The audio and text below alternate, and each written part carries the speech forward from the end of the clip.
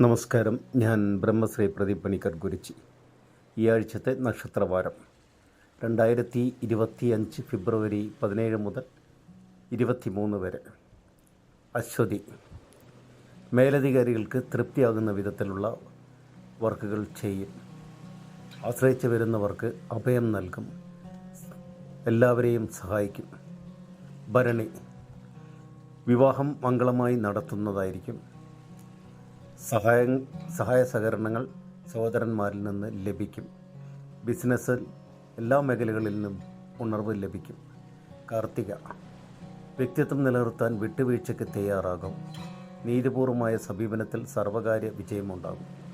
അസുഖങ്ങൾക്കും വിദഗ്ധ ചികിത്സ വേണ്ടിവരുന്നതാണ്. രോഹിണി. സർവർക്കും സ്വീകാര്യമായ നിലപാടും പ്രവർത്തനവും കാഴ്ചവെക്കുവാൻ സാധിക്കും.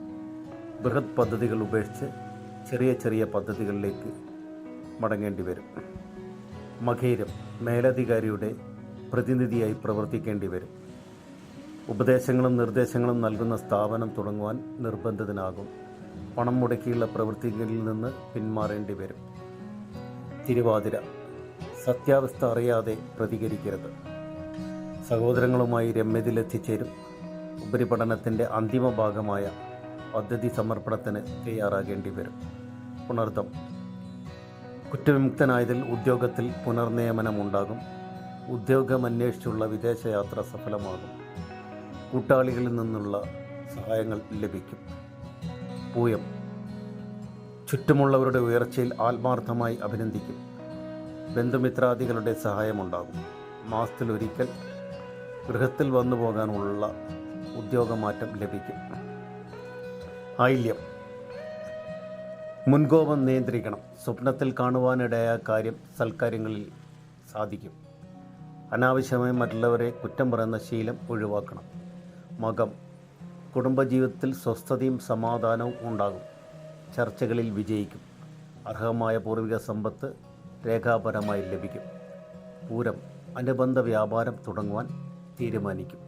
ഭൂമി വിൽപ്പന ചെയ്ത് സാമ്പത്തിക അനിശ്ചിതാവസ്ഥകൾക്ക് പരിഹാരം കണ്ടെത്തും. ഉത്തരം. നിയന്ത്രണങ്ങൾക്ക് വിധേയമായി ഉപരിപഠനം പൂർത്തീകരിക്കും. പ്രവർത്തനങ്ങൾക്ക് ഫലമുണ്ടാകും. ആരോഗ്യം തൃപ്തികരമായിരിക്കും. അത്തം. സുഹൃത്തിൻ്റെ മകൾക്ക് ഉപരിപഠനത്തിനാവശ്യമായ സാമ്പത്തിക സഹായം നൽകും. യാത്രാക്ലേശങ്ങൾ വർദ്ധിക്കും. കുടുംബജീവിതത്തിൽ സ്വസ്ഥതയും സമാധാനവും ഉണ്ടാകും. ചിത്തിര. മാതാപിതാക്കളുടെ ഇഷ്ടമനുസരിച്ച് പ്രവർത്തിക്കുവാൻ സാധിക്കുന്നതിൽ കൃതാർത്ഥനാകും. ദമ്പതിമാർക്ക് ഒരുമിച്ച് താമസിക്കുവാൻ തക്കവണ്ണം തൊഴിൽ മാറ്റം ഉണ്ടാകും. ചോതി. ചിന്തകൾക്കതീതമായി പ്രവർത്തിക്കുവാൻ കഴിയുന്നതിൽ ആത്മാഭിമാനം തോന്നും. അഹങ്കാരം ഒഴിവാക്കണം. ആഗ്രഹനിവൃത്തിക്ക് അസാന്ദ്ര പരിശ്രമം വേണ്ടിവരും. വിശാഖം. മനസ്സിലുദ്ദേശിക്കുന്ന കാര്യങ്ങൾ ഈശ്വര പ്രാർത്ഥനകളാൽ സാധ്യമാകും. പുതിയ വാഹനം വാങ്ങുവാൻ തീരുമാനിക്കും. ആരോഗ്യം തൃപ്തികരമായിരിക്കും. അനീഴം. സഹോദര സുഹൃത്ത് സഹായ ഗുണത്താൽ വിദേശത്ത് ഉദ്യോഗം ലഭിക്കും.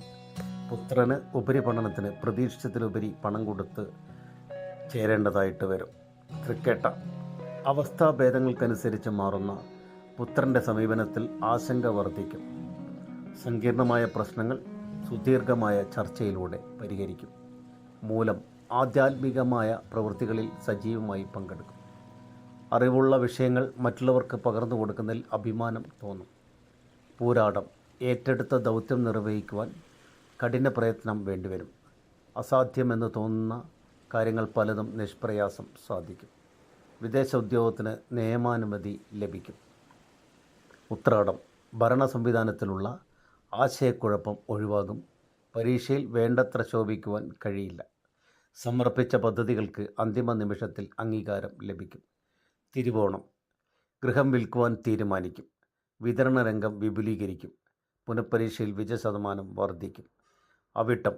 സംയുക്ത സംരംഭത്തിൽ നിന്ന് ഒഴിഞ്ഞുമാറി സ്വന്തമായ പ്രവൃത്തികളിൽ വ്യാപൃതനാകും. നിലവിലുള്ളതിനേക്കാൾ വിസ്തൃതിയും സൗകര്യവുമുള്ള ഗൃഹം വാങ്ങുവാൻ തീരുമാനിക്കും. ചതയം.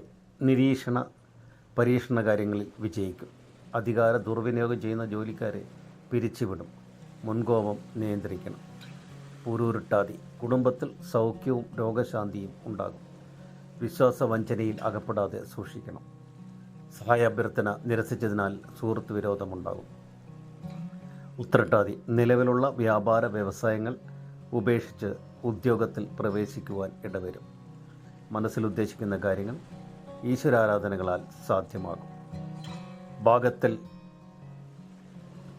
രേവതി ഭാഗത്തിൽ ലഭിച്ച സ്വത്തിൽ ഗൃഹനിർമ്മാണ പ്രവർത്തനങ്ങൾ തുടങ്ങും. വാഗ്വാദങ്ങളിൽ നിന്ന് ഒഴിഞ്ഞു നിൽക്കുകയാണ് നല്ലത്. ദാമ്പത്യ ഐക്യതയും സമാധാനവും ഉണ്ടാകും. എല്ലാവർക്കും നന്ദി, നമസ്കാരം.